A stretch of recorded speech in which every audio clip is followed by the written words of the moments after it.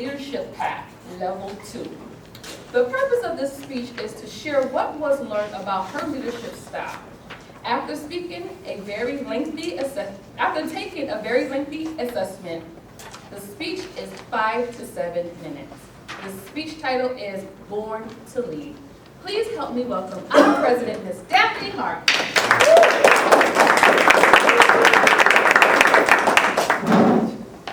Good evening, Toastmasters. Good evening. And again, welcome our honored guests. This particular speech is about leadership. In Toastmasters, part of this path was that I had to take this very, very lengthy assessment to figure out what my leadership style is so that I can better help those that I lead. By show of hands, how many leaders do we have in the room? Every hand should go up because you're all leaders. What I have learned is that my life has kind of had a pattern to it. Tim gave a speech a few months ago when he spoke on 2 years. He said that his life made changes every 2 years. That made me stop and take a look at my life a little deeper. And what I discovered is that mine is in 3s. So when I took the assessment, it came out 3 leadership styles. Exactly the same number were those leadership styles. What is leadership? It is the assuage to help others to meet their goals. My last speech I gave was about mentors and coaches. Well, what do you think one of my leadership styles is? Coaching. My leadership style is CIA.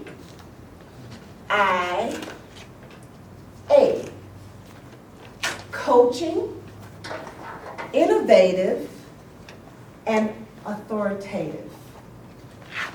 I'm a part of the CIA. I gotta use this button. So coaching. What a coach does is a coach sets a plan in place and help the particular person that they're coaching reach their particular goals. So as a coach, you have to have integrity. You have to be honest with the person. You have to also allow them to work out whatever it is that they're trying to work out. You can't jump in and do it for them. You have to not teach them, but help them to learn. That's what a coach does.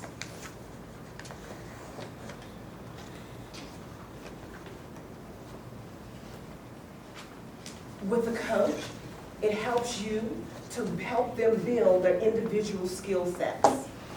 You will find that there are people who have ideas and dreams, and your goal is to help them to map that out, to give them a path that they can take. As an innovator, that's the difference between a follower and a leader. This began for me at a very young age. When I was just in the 4th grade, the time recess would come, all the kids would run out to the playground, and we'd have this big kickball in our hand, and they would always say, "We want you to be our team captain." Well, I was the kind of person that really wanted to stay in the background, but it would never fail. They would always push me into leadership. And what I did as that particular type of leader was that I would always pick the underdog, the person that was least likely to be selected. That would be the person that I would first put on my team.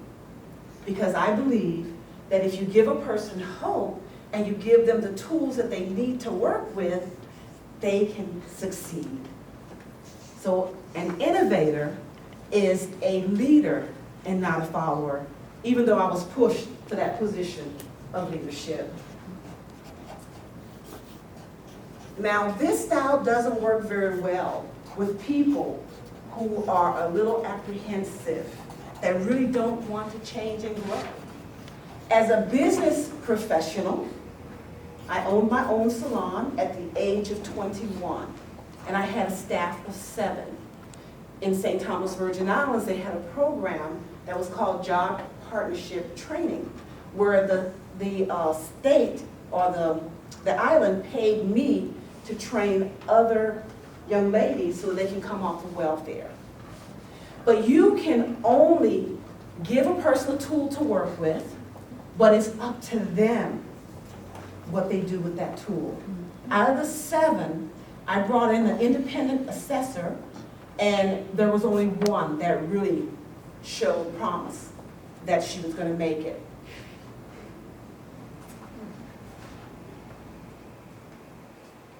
As an innovative leader, often has more experience and knowledge than those that they are working with.